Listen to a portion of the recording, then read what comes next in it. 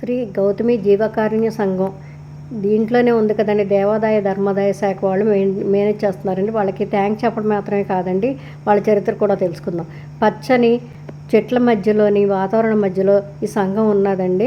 వాళ్ళు మేనేజ్మెంట్ వాళ్ళని అడిగితే మేమన్నా హెల్ప్ చేస్తాం, మా నాన్నగారు పుట్టినరోజు అండి, మేమన్నా హెల్ప్ చేస్తాం వీళ్ళకని అడిగితే, భోజనం అది వద్దండి అందరూ పెడుతున్నారు, ఇలా మీరు ప్యాకింగ్ చేసి వాళ్ళకి అది ఇవ్వండి, మాకు ఈ అవసరం అని చేసి చెప్పారు.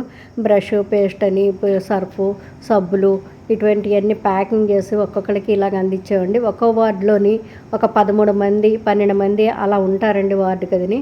వాళ్ళ మంచాల వెనకాల చిన్న అల్మార్లు కూడా ఉంటాయి. వాళ్ళ సామాన్లు వాళ్ళు జాగ్రత్తగా దాంట్లోనే సర్దుకుంటారండి. ఎవరి పనులు వాళ్ళే చేసుకుంటారు.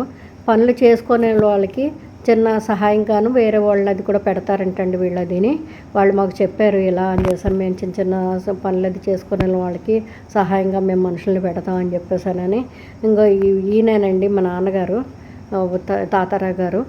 ఆయన చాలా ఉదాత్త హృదయం అండి ఆయనది.